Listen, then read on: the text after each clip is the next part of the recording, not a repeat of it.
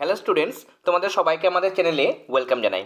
আজকে আমরা তোমাদের ক্লাস 8-এর প্রশ্নবিচিত্রা থেকে পেজ নাম্বার 198, এখানে তোমাদের পরিবেশ ও বিজ্ঞানের যে সেটটা দেওয়া হয়েছে, প্রথম set Lake Town government sponsored girls high school থেকে, এই স্কুলের আমরা প্রশ্নপত্রটি সলভ করে নেব। তোমাদের ক্লাস 8-এর অন্যান্য সাবজেক্টের প্রশ্নবিচিত্রা সমাধান শুরু হয়ে গেছে, গণিতের ক্লাসও চলছে এবং ম্যাম জিওগ্রাফির যতগুলো সেট রয়েছে ফার্স্ট সামেটিভের সবগুলো কমপ্লিট করে দিয়েছেন।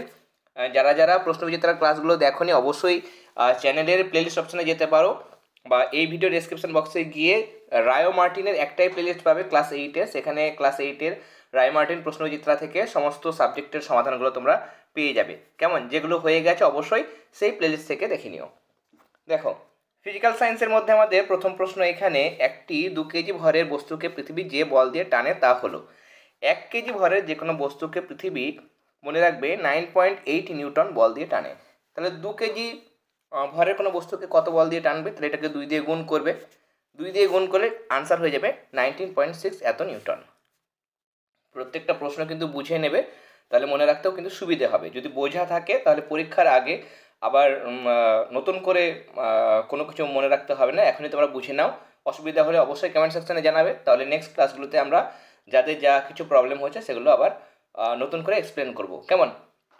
এরপরে, সময় বাড়ার সঙ্গে সঙ্গে পতনশীল বস্তুর বেগ, অবাধে পতনশীল বস্তুর ক্ষেত্রে বিজ্ঞানী গ্যালিলিও 3টে সূত্র দিয়েছিলেন, যেখানে একটা সূত্রতে বলা হয়েছিল যে পতনশীল বস্তুর বেগ যত সময় বাড়ে তত কিন্তু বাড়তে থাকে। কেমন? এবং মাটি স্পর্শ করার ঠিক আগে মুহূর্তে সেই বস্তুর বেগ সব থেকে বেশি হয়, তাই না? তাহলে এখানে সময় বাড়ার সঙ্গে সঙ্গে বেগটা বাড়তে থাকে। ঘনত্বের এসআই একক বলেছে, এসআই একক। ঘনত্ব মানে ডেনসিটি, ডেনসিটি মানে মাস বাই ভলিউম, ভর বাই আয়তন। তাহলে ভরের এসআই একক কি? কেজি। আয়তনের এসআই একক ঘনমিটার। তাহলে কেজি পার ঘনমিটার বা কিলোগ্রাম পার ঘনমিটার, এটা হবে কারেক্ট আনসার। ফেরাস যৌগে আয়রনের যোজ্যতা। ফেরাস, যে সমস্ত মৌলের ক্ষেত্রে একাধিক যোজ্যতা দেখা যায় তাদের যেটাতে কম যোজ্যতা সেটাকে আমরা বলি আস, যেটাতে বেশি যোজ্যতা তাকে বলা হয় ইক। যেমন আয়রনের ক্ষেত্রে আয়রন মানে এফি, এর যোজ্যতা 2ও হয় 3ও হয়। যেটাতে কম যোজ্যতা 2 সেটাকে আমরা বলবো ফেরাস, 3 যোজ্যতা যেটা বেশি সেটাকে বলবো ইক, ফেরিক। ওকে, তাহলে ফেরাস যৌগ মানে সেখানে আয়রনের যোজ্যতা হবে 2। যেমন FeCl2 আমি লিখতে পারি, FeCl2 এটা হচ্ছে ফেরাস ক্লোরাইড, যেখানে আয়রনের যোজ্যতা 2। যদি এটা ফেরিক ক্লোরাইড হতো তাহলে সেটা হয়ে যেত FeCl3, ফেরিক ক্লোরাইড FeCl3, সেখানে আয়রনের যোজ্যতা 3 হয়ে যেত। কেমন? জিনিসগুলো কিন্তু বুঝে নেবে, এগুলো কিন্তু তোমাদের কাজে দেবে। এরপরে নেক্সট, প্রদত্ত কোন পদার্থটি খোলা হাওয়ায় ঊর্ধ্বপাতিত হয়? ঊর্ধ্বপাতিত হওয়া মানে সেই জিনিসটা কঠিন, এবার সেটা কীভাবে সরাসরি তরলে না পরিণত হয়ে একদম গ্যাসে পরিণত হবে। তাহলে সলিড থেকে একেবারে গ্যাসে পরিণত হয়, সেই ধরনের জিনিস কি? আয়োডিন। নিশাদল হয়, জামা কাপড় যেন ভালো থাকে, আলমারিতে বা বিভিন্ন জায়গায় কিন্তু ন্যাপথলিন ইউজ করা হয়, সেটাও কিন্তু ঊর্ধ্বপাতিত হয়। ওকে, এরপর 2 দাগের প্রশ্নগুলো সলভ করব। নির্দেশন অনুসারে উত্তর লেখো, প্রথমে সত্য না মিথ্যা। এখানে খেয়াল করো প্রশ্নটা, তোমাদের হয়তো হুট করে দেখে মনে হবে যে এটা হয়তো সত্য হবে, তার কারণ তোমরা জানো যে তোমাদের বইয়ে দেওয়া আছে পি, পি মানে হচ্ছে F/A। ওকে, তার মানে তুমি চোখ বন্ধ করে এটাকে বলবে সত্য। কিন্তু এখানে বই আমরা পড়েছিলাম ঘাত, পড়িনি। ঘাতের বদলে কি পড়েছিলাম? ঘাতের বদলে আমরা পড়েছিলাম বল, বলটা সমান F পড়েছিলাম, ফোর্স, তাই না? ক্ষেত্রফল সমান A দেওয়া ছিল বইয়ে, তরলের চাপও দেওয়া ছিল P, শুধুমাত্র ঘাতের বদলে বল ছিল। এবার দেখো, ঘাত মানে কি? ঘাত মানে হচ্ছে অ্যাকচুয়ালি, ঘাত মানে বল ইনটু ক্ষেত্রফল, বল ইনটু ক্ষেত্রফল। কেমন? বল ইনটু ক্ষেত্রফল। ওকে, তাহলে ঘাত যদি F হয়, F যদি হয় তাহলে ঘাত ইনটু ক্ষেত্রফল, বল ইনটু ক্ষেত্রফল, এটা সেটা হচ্ছে ঘাত। আর আমরা চাপ মানে কি জানি? চাপ মানে জানি, দেখো আমি এইখানে লিখছি, আচ্ছা নিচে এইখানে লিখে দিচ্ছি। চাপ মানে হচ্ছে, চাপ মানে বল বাই ক্ষেত্রফল, তাহলে বল বাই ক্ষেত্রফল লিখবো। তাহলে বল মানে কি? দেখো, বল মানে এই উপরে সম্পর্ক থেকে আমরা পাচ্ছি যে ঘাত মানে যেহেতু বল গুণ ক্ষেত্রফল, তার মানে বল আমরা বলতে পারবো ক্ষেত্রফলটা এদিকে আসলে নিচে আসে, তার মানে ঘাত বাই ক্ষেত্রফল, তাই না? তাহলে বলের বদলে আমরা কি লিখবো?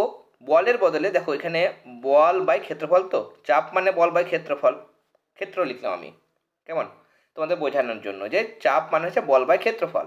বল মানে কি বললাম, এই উপরের যে রিলেশন সেখান থেকে আমরা বল মানে পাচ্ছি, বল মানে ক্ষেত্রফলটার দিকে আসলে ঘাত বাই ক্ষেত্রফল। ঘাত মানে এখানে এফ বলেছে, তাহলে এফ বাই এ, ঘাত বাই ক্ষেত্রফল। আর এখানে আর একটা ক্ষেত্রফল আছে, তাই জন্য এখানে আর একটা এ হবে। তার মানে এখানে actually F by A square হবে, এফ বাই এ স্কোয়ার হবে, যেহেতু এখানে ঘাতের কথা বলেছে, এফ মানে কিন্তু ফোর্স বলেনি, তাহলে এফ বাই এ স্কোয়ার হবে। তাহলে সেই হিসাবে বিচার করলে এই যে মানে মন্তব্য দেওয়া হয়েছে সেটা কিন্তু মিথ্যে হবে। ওকে, যদি এখানে ঘাত না বলে বল বলে তবেই একমাত্র এটা সত্য হবে। এরপরে নেক্সট, শূন্যস্থান পূরণ করো। এখানে এসআইতে আধানের একক কুলম, তাপের সুপরিবাহী কিন্তু তড়িতের কুপরিবাহী। খেয়াল করবে, তাপ পরিবহন করতে পারে, তড়িৎ পরিবহন করতে পারে না, সেটা হচ্ছে হীরক। আর যদি বলে তাপ আর তড়িৎ দুটোই পরিবহন করতে পারে, তখন কিন্তু সেটা আনসার হবে গ্রাফাইট। এখানে এই পরমাণু দুটোর মধ্যে সম্পর্ক কি? দুটোরই পারমাণবিক সংখ্যা আলাদা, আবার ভর সংখ্যাও আলাদা। যাদের ক্ষেত্রে পারমাণবিক সংখ্যা আলাদা, ভর সংখ্যা আলাদা, তখন দেখবো আমরা এদের নিউট্রন সংখ্যা কত। নিউটন সংখ্যা বার করার নিয়ম হচ্ছে যে উপরকার ভর সংখ্যা থেকে নিচেকার পারমাণবিক সংখ্যা মাইনাস করবো, তাহলে 2। হিলিয়ামের ক্ষেত্রে মানে পরে হিলিয়ামটার ক্ষেত্রে 4 থেকে 2 বাদ দিচ্ছি, আমরা পাচ্ছি 2। মানে দুটোরই নিউট্রন সংখ্যা সেম। যে সমস্ত পরমাণুর নিউট্রন সংখ্যা সমান হয় তাদের বলা হয় আইসোটোন। তার মানে এরা হচ্ছে আইসোটোন।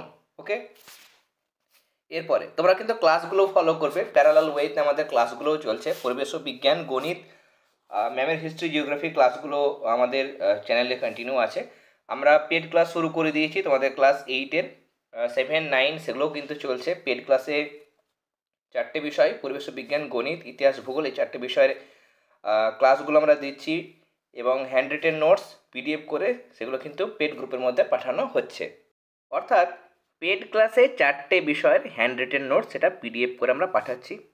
রায় মার্টিন প্রশ্নবিজেতার সলিউশন সেগুলো কিন্তু পিডিএফ করে আমরা সেই পেড ক্লাসে পাঠাচ্ছি। এই যে পিডিএফটা তোমরা দেখতে পাচ্ছ, পিডিএফ আনসার, সেটাও আমরা পেড ক্লাসে পাঠাই।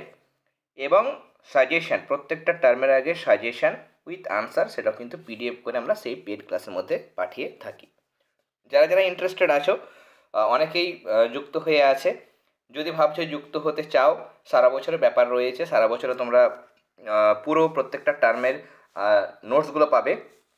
যেমন যেমন ক্লাস এগোবে পিডিএফ নোটস দেওয়া হবে। রায় মার্টিন প্রশ্নবিচিত্রার সমাধান ফার্স্ট টার্ম কমপ্লিট হয়ে গেলে সেকেন্ড টার্মের আবার শুরু হয়ে যাবে। তাহলে প্রত্যেকটা টার্মের রায় মার্টিনের 4টে বিষয়ের সমাধান তোমরা পাবে, আনসার পিডিএফ পাবে, সাজেশন আনসারও পাবে। যারা যারা ইচ্ছুক আছো, হোয়াটসঅ্যাপ নাম্বার দেওয়া আছে, হোয়াটসঅ্যাপ নাম্বারে তোমরা যোগাযোগ করতে পারো। ওকে, এরপরে আমরা 3-এর দাগের প্রশ্নগুলো সলভ করে নেব। 3-এর দাগের প্রথম প্রশ্ন। আচ্ছা, এখানে প্রশ্নগুলো তোমরা দেখে নাও, তার কারণ অনেকের হয়তো প্রশ্নবিচিত্রা নাও থাকতে পারে, তোমরা স্ক্রিনশট নিতে পারো। এরপর নেক্সট দেখো, প্রথম প্রশ্ন সলভ করে নেব। বলেছে সমান ভরে দুটি বস্তুকণার মধ্যে দূরত্ব বাড়িয়ে দ্বিগুণ করা হলে মহাকর্ষ বল পূর্বের কত গুণ হবে? মহাকর্ষ বলের সূত্র অনুসারে তোমরা জানো যে মহাকর্ষ বল এফ মানে হচ্ছে G into m1 m2 by D square, এটা সূত্র। ডি দূরত্ব, এফ হচ্ছে মহাকর্ষ বল, m1 m2 বস্তু দুটোর ভর, এগুলো তোমরা জানো। এক্ষেত্রে যেহেতু সমান ভর বলেছে, তার মানে m1 আর m2 দুটোই আমি ধরে নিলাম যে m, তাই না? যেহেতু দুটো ভরই সমান বলেছে, তাহলে m1 আর m2 দুটোর বদলে m বসালে কী হবে? m ইন্টু m মানে m স্কোয়ার হয়ে যাবে, তাহলে G M square by d1 square লিখলাম। যেহেতু প্রথম কেস তাই জন্য d1 লিখলাম, দূরত্ব, প্রথম দূরত্ব। পরে বলা হয়েছে যে তাদের দূরত্ব প্রথমের দ্বিগুণ করা হয়েছে, তাহলে পরের দূরত্ব যদি d2 হয়, সেটা প্রথম d1-এর কী হবে? দ্বিগুণ, মানে 2d1 হবে। এবার একই রকমভাবে সূত্র বসাবো, G M square by D square, ডির বদলে d2 স্কোয়ার। এবার d2 মানে কি? d2 মানে হচ্ছে 2d1, তাহলে 2d1 তার স্কোয়ার লিখবো। এবার 2 স্কোয়ার কত? 4, d1 স্কোয়ার লিখলাম। এবার এই জায়গাটা খেয়াল করো, এই জায়গাটা শুধু 4 বাদ দিয়ে 1-এর 4 যদি বাইরে রাখি, G M square by d1 square, এটা মানে দেখো f1, তাহলে আমরা বসিয়ে দেবো f1, মানে f2 হয়ে যাচ্ছে, f2 পেয়ে যাচ্ছি আমরা 1/4 f1, মানে পরে যেটা মহাকর্ষ বল সেটা আগের 1/4 অংশ হবে বা 1/4 গুণ হবে। এটা কিন্তু হয়ে যাবে এই প্রশ্নের আনসার। দেখো গলার অবস্থা ঠিক মতো নেই, তার জন্য গলাটা বা তোমাদের সাউন্ডটা একটু অন্যরকম শুনতে শুনতে হতে পারে, সেটা তোমরা একটু স্কিপ করে নিও, অ্যাডজাস্ট করে নিও। যেহেতু প্রশ্নবিচিত্রার ক্লাস দিতেই হবে, বেরিয়ে গেছে অনেক দিন হলো, আমরা অন্যান্য ক্লাস শুরু করে দিয়েছি, পরিবেশ বিজ্ঞানের ক্লাসটাও শুরু করে দিলাম, শুধুমাত্র তোমাদের কথা ভেবে গলার এরকম কন্ডিশন হওয়া সত্ত্বেও ক্লাসগুলো প্রোভাইড করছি। দেখো, সংকেত লিখতে বলা হয়েছে ফেরিক সালফেট Fe2SO4 3, যেহেতু আয়রনের যোজ্যতা 3 সেটা SO4 এর নিচে বসবে, আর সালফেটের যোজ্যতা হচ্ছে 2 সেটা Fe নিচে বসে গেল। অ্যামোনিয়াম নাইট্রেট, অ্যামোনিয়ামের যোজ্যতা 1, সেই অ্যামোনিয়াম তার যোজ্যতা 1, তাহলে সেটা নাইট্রেটের নিচে বসবে, নাইট্রেট NO3 তার নিচে 1 আমরা লিখি না, তো 1 লিখবো না। আর নাইট্রেটের যোজ্যতাও 1, সেটা অ্যামোনিয়ামের নিচে, সেটাও লেখার দরকার নেই, মানে সিম্পলি NH4NO3 এটা হবে আনসার। অ্যালুমিনিয়াম কার্বনেট হবে Al2CO3 whole thrice, magnesium hydroxide MgOH whole twice. Okay, এরপরে 3 নম্বর প্রশ্ন আমরা দেখে নেব। বলছে লোহিতপ্ত উত্তপ্ত লোহার উপর স্টিম চালনা করলে কি ঘটবে? স্টিম যদি চালনা করা হয় তাহলে ফেরোসোফেরিক অক্সাইড Fe3O4 উৎপন্ন হবে, তার সঙ্গে হাইড্রোজেন গ্যাস উৎপন্ন হবে। বিক্রিয়াটা অবশ্যই দেবে 3Fe, Fe মানে হচ্ছে আয়রন বা লোহা, তার সঙ্গে 4H2O, স্টিম মানে জলীয়বাষ্প। ওকে, বিক্রিয়া ঘটালে Fe3O4 এটা হচ্ছে ফেরোসোফেরিক অক্সাইড, এবং তার সঙ্গে হাইড্রোজেন গ্যাস উৎপন্ন হয়। চাইলে উপর দিকে একটা তীর চিহ্ন দেওয়া যেতে পারে, যেহেতু এটা গ্যাস তার জন্য। ওকে, 4 নম্বর প্রশ্ন বলছে যে ছোট লোহার বল জলে ডুবে যায় কিন্তু বড় লোহার কড়াই জলে ভাসে কেন? জলে ফেললে লোহার বল তার সমপরিমাণ জল অপসারণ করে, কিন্তু লোহার বলের ওজন সেই অপসারিত জলের ওজনের থেকে বেশি হয়। তার জন্য কী হবে? বলের ওপর জলের ঊর্ধ্বমুখী প্লবতা বল কম হওয়ায় লোহার বল জলে ডুবে যায়। মানে একটা লোহার বল রয়েছে, সেই যতটা জল অপসারণ করে তার থেকে সেই জলের ওজনের থেকে লোহার বলের ওজনটা বেশি, নিচের দিকে বলটা বেশি আর উপর দিকে ঊর্ধ্বমুখী বলটা কিন্তু প্লবতা বলটা কম, তার জন্য সেটা লোহার বলটা ডুবে যায়। কিন্তু লোহার যদি কড়াই হয়, কড়াইয়ের ক্ষেত্রে সে নিচের দিকটা অনেকটা চওড়া, তার জন্য বেশি তরল অপসারিত করে, ফলে ঊর্ধ্বমুখী প্লবতা বলটা বেশি হয়, কার থেকে? কড়াইয়ের ওজনের থেকে। ওকে, তাহলে ঊর্ধ্বমুখী প্লবতা বল বেশি বলেই কিন্তু কড়াইটা ভাসে। ওকে, সেটাই কিন্তু এখানে দেখো লেখা হয়েছে। এরপরে লাইফ সায়েন্সের পোর্শনটা আমরা সলভ করে নেব। প্রথম প্রশ্ন, শ্বাসনালীর মধ্য দিয়ে বায়ু পরিবহনে সাহায্য করে পেশিকোষ, প্রোটিন সংশ্লেষে সাহায্য করে রাইবোজোম, ব্যাকটেরিয়ার কোষে উপস্থিত মেসোজোম নামক কোষীয় অঙ্গাণু শ্বসনে অংশগ্রহণ করে, অবশ্যই মেসোজোমটা ব্যাকটেরিয়ার শ্বসনে সাহায্য করে, সত্য। সেন্ট্রোজোম একক পর্দা যুক্ত কোষ অঙ্গাণু, এটা মিথ্যা, তার কারণ সেন্ট্রোজোম হলো পর্দাবিহীন কোষীয় অঙ্গাণু। শূন্যস্থান পূরণ, মানুষের কোন কোষের দৈর্ঘ্য সবথেকে বেশি? স্নায়ু কোষ। ওকে, সেটা সবথেকে বেশি লম্বা বা দীর্ঘ কোষ। পিতামাতা থেকে তাদের সন্তানদের মধ্যে বংশগত বৈশিষ্ট্য জিনের মাধ্যমে কিন্তু বাহিত হয়। এরপরে এখানে দেখো আচ্ছা আমি এটা করে দিই, তোমাদের সুবিধা হবে। কোষ পর্দা কোন কোন উপাদান নিয়ে তৈরি? প্রোটিন, লিপিড, প্রোটিন অণু দ্বারা গঠিত ত্রিস্তরীয় আবরণ, মানে protein, lipid, protein triple layer থাকে। আর উপাদান হিসাবে বলতে গেলে 50% বা 52% বলা যায়, আমি 50%ই বলেছি, প্রায় 50% প্রোটিন, 40% লিপিড আর 10% শর্করা থাকে। ওকে, আর যদি 50 বদলে 52 লেখো, তাহলে এখানে 10-এর বদলে 8% শর্করা লিখবে। ওকে, গলগি বস্তু কোন কোষীয় অঙ্গাণু থেকে তৈরি হয়? এন্ডোপ্লাজমীয় জালিকা থেকে গলগি বস্তু কিন্তু তৈরি হয়। উদ্ভিদের দুটি অংশের নাম, যেখানে প্রস্তর কোষ দেখা যায়, উদ্ভিদের বীজের আবরণ, আর 2 নম্বর হচ্ছে এখানে ফল ত্বক। কেমন? ফল ত্বক। 5-এর দাগের প্রশ্নগুলো আমরা আবার সলভ করে নেব। তোমরা একবার কোশ্চেনগুলো চাইলে স্ক্রিনশট নিতে পারো, যাদের কাছে প্রশ্নবিচিত্রা নেই। প্রথম প্রশ্নে বলেছে যৌগিক আলোকনবীক্ষণ যন্ত্রে কী কী লেন্স ব্যবহার করা হয়? 2 ধরনের লেন্স, একটা হচ্ছে অকিউলার বা অভিনেত্র লেন্স, 2 নম্বর অবজেক্টিভ লেন্স বা অভিলক্ষ্য লেন্স। এরপরে নেক্সট আমরা কোশ্চেনে যাব। ভাজক কলা 2টো কাজ বলেছে, এখানে 4টে কাজ আমি দিয়েছি। এক হচ্ছে ভাজক কলার কোষগুলি সবসময় বিভাজিত হয়ে পুরো উদ্ভিদের বৃদ্ধি ঘটায়। 2 নম্বর মূল ও কাণ্ডের দৈর্ঘ্য ও প্রস্থ বাড়ায়। 2টো বলেছে, 2টো লিখবে। এরপরে এগুলো কিন্তু পেড ক্লাসে হয়ে গেছে, কেমন? এরপরে 3 নম্বর আমাদের দেখো প্রশ্ন যে কোন কোষ অঙ্গাণুকে আত্মঘাতী থলি বলা হয় এবং কেন? লাইসোজোমকে বলা হয়। কেন?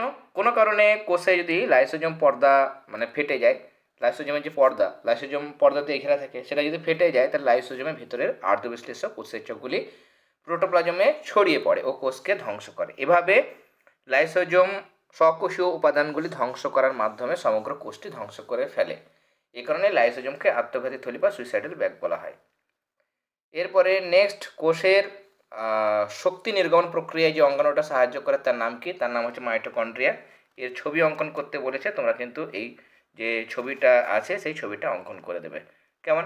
তাহলে আজকে আমরা প্রশ্নবিচিত্রা থেকে ক্লাস 8-এর পরিবেশ বিজ্ঞানে যেটা প্রথম সেট দেওয়া ছিল সেটা সলভ করে নিলাম। ক্লাসটি ভালো লেগে থাকলে অবশ্যই ক্লাসটিতে লাইক দেবে। যারা এখনও পর্যন্ত চ্যানেলটি সাবস্ক্রাইব করনি অবশ্যই সাবস্ক্রাইব করে নিও। আর যারা পেড ক্লাসে যুক্ত হতে চাইছো তারা দেরি না করে যে হোয়াটসঅ্যাপ নাম্বার দেওয়া হয়েছে সেই হোয়াটসঅ্যাপ নাম্বারে যোগাযোগ করো। তাহলে আজকের ক্লাস আমরা এখানেই শেষ করছি। তোমরা সবাই খুব ভালো থেকো। All the very best.